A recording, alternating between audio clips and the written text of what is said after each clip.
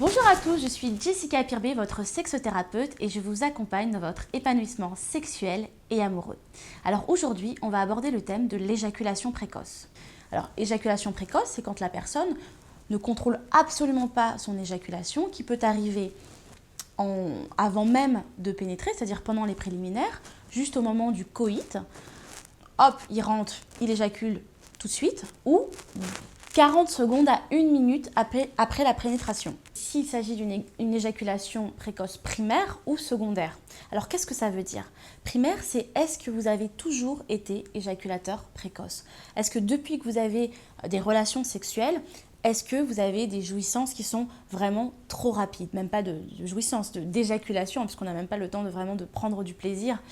Donc là, c'est vraiment la question à se poser. L'éjaculation précoce secondaire, c'est est-ce que ça arrivait à un moment précis? C'est-à-dire que vous avez toujours été assez endurant, vous n'aviez pas de problème d'éjaculation précoce, et puis d'un moment à un autre, tout a basculé et vous avez commencé à souffrir d'éjaculation précoce. Donc c'est la question à se poser.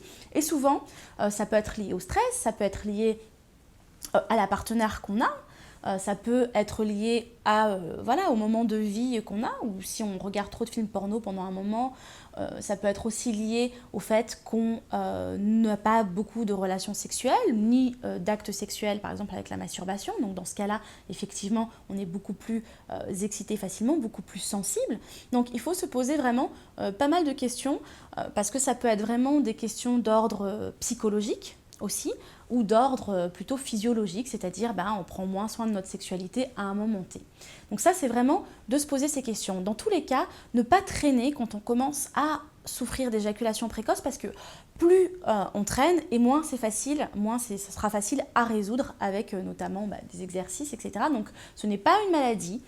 C'est quelque chose qui s'améliore avec des exercices de respiration notamment, des exercices de rééducation du muscle qu'on appelle le muscle PC, etc. Donc il y a des choses vraiment à faire. Donc ne pas hésiter à se faire accompagner par un sexothérapeute, par un sexologue, par du tantra notamment aussi, pour pouvoir vraiment rééduquer, avoir une rééducation sexuelle et pour réagir avant qu'il ne soit trop tard et qu'il y ait des impacts psychologiques dont je vais parler tout à l'heure. Si vous avez aimé ces conseils, n'hésitez pas à vous abonner à la chaîne YouTube en cliquant sur le lien juste en dessous de la vidéo pour recevoir tous les conseils gratuitement.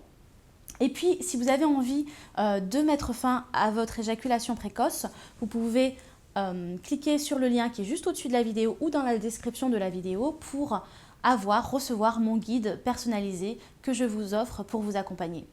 En tout cas, je vous dis à très vite pour de prochaines astuces.